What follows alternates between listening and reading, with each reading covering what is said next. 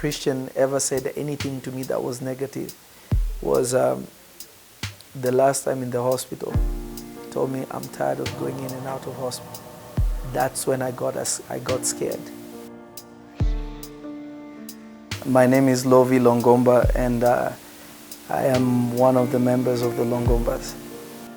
So me and Christian, while I was producing, Christian was writing. He was writing a lot. And he was also doing, he was very interested in videos and things like that. So he was doing a lot of that kind of stuff, production, and he was heavily writing. But at the same time, we were recording. We were still writing on, I have an archive of music that maybe, once my heart really settles down, then I can go back in the studio and put these things out, But now it's too early for me. But Christian was still working and stuff, and we were all just working on the same things we work on, and we were building something else, because for us we felt like we had reached the highest ceiling you could get to in the music business here, and there was nowhere higher to go. So me and Christian did the song Queen. We released it here, we released it there, and he actually was building steam big time. And we released another song called What You Like. That was the last music, no, that wasn't the last, but it was one of the last music videos we did. And Mr. Vegas jumped on the song on the remix. We did it with Vegas. And then we did a few more songs, and then and then we got a record deal situation. But then when that happened, it was also the same time Christian, I was in Houston. I had traveled to work on some music, and then I got a phone call from my cousin Masengo, and he told me, you need to come back because Christian just had a seizure, and he's in hospital. So I was like, seizure? That is so weird. We have no history of seizures. So I flew back, got to the hospital, and Christian had just woken up, and they said, yo, we looked everywhere, there was nothing wrong, but we looked in his brain, we found a huge tumor.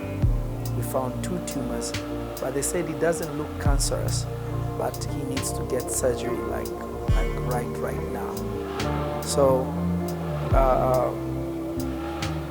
he got the first surgery done, but the size of the tumor was really, really big. I don't feel comfortable in saying how big it was, but it was really, really big. It literally pushed his brain, part of his brain, into each other. So it really, it made a cavity, literally, by how much it pushed. And they were it was a malignant tumor. It was not cancerous. It was a meningioma. So, so they took it out, but the tumor had done so much damage that they actually did not expect him to survive the initial surgery. They didn't at all. Yeah, they didn't expect Christian to survive the surgery. Doctors have to be open with you. So they were I had to sign all these papers, because they were there was a bunch of papers. They were listen, we're gonna do this, but this is really risky because it's going through a vein. There's a big vein in the middle of the head. They're it's kind of on that, and it's a little bit on his frontal lobe. So the reality is, if we do this, he may not survive it because he may bleed a lot, but we're going to do all we can to get rid of it. So obviously, I said, and he said, listen, anything we can do, let's do it. So he had the surgery, and he pulled through. So the hope was that this may be possible. So it was really a roller coaster. So he did the surgery, and he came out actually perfect. He came out perfect. Actually, that was the first time I cut off my hair because Christian had to go bald because they had to do brain surgery. Complications started arising. So the complications were, he started having seizures. He started very little, but the first year and a half, 2 years, he didn't have anything. But the damage of the tumor had done to the brain, it really had damaged the brain. But what helped him was his youth. Because he was young, his body could combat it for some time. Then slowly it affected his sight a little bit. He could still see, but it affected his sight a little bit. And then it was really what caused, in summary, what caused even his departure was just complications, because the seizures just increased and increased and increased and increased. Towards the end, he was taking a lot of medications, but still was not controlling it. Yeah. Well, this trip was supposed to be me and Christian. It was supposed to be me and Christian. Yes, we had planned that we were going. He was in the hospital, and he was like, he was doing really, really good, actually. Really, really amazing, And God chose to take it another way, but I was supposed to come down with him. And when God called him home, for me to actually heal my heart and just in honor of him, I said, let me go home. Let me go where it all started. So I came home for some time, and see you, see everybody. And there's no comfort that is better than the one at home. So it's better to be among my brethren, my brothers, my sisters, my Kenyan people, and they're the ones who really can feel the pain, because they have consumed what me and Christian did for years. And it's I don't call it a loss because we are believers, we call it a gain because he's in heaven now. But obviously we'll miss him. The physical separation is a lot, but being here makes it easier. Listen, Christian is thinking about it. Even he knows. He works with me, and he knows that, and he travels everywhere I go, and he knows that. Man, listen, if I can be like Christian, I'll be a better human being.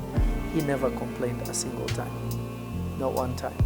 He would laugh, he would smile, he would tell me, it's gonna be okay, it's gonna be fine, I will get through this, we've gone through worse things, and I would encourage him too. When he would be unwell, I would encourage him, I would get him moving and stuff. So you have to remember, this is the first time me and him have ever been separate. Christian that guy is Superman. I mean, I have videos, maybe at some point I'll put them up, of him dancing around the house and making jokes and all that kind of stuff. He never, not a single day. The only time that Christian ever said anything to me that was negative was the last time in the hospital. He told me, I'm tired of going in and out of hospital. That's when I got scared, because his will to live was like, let me go. You could tell that, let me go and let me go home, because remember, we're believers, so we understand to be absent from the body is to be present with the Lord. So it's heavy stuff, but but him complaining or anything like that, that was never him, not a single time. I also want to thank everybody that I got so many messages, and honestly, it was overwhelming,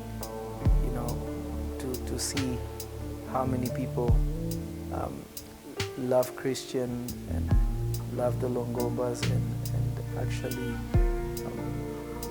love me to be worried enough to reach out and comfort me. I mean, there's so many people that reached out.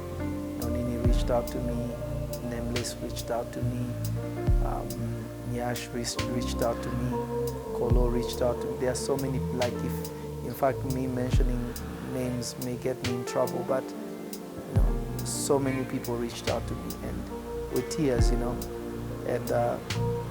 I'm just grateful for everyone. It means a lot, and I know Christian would love me to say thank you to all of you. And Christian loved home so very much. It's beyond explaining it.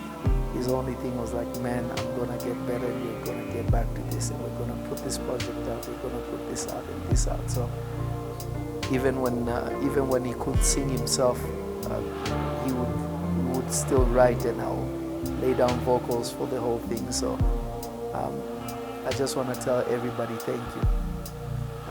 East Africa, thank you. Kenya especially, thank you.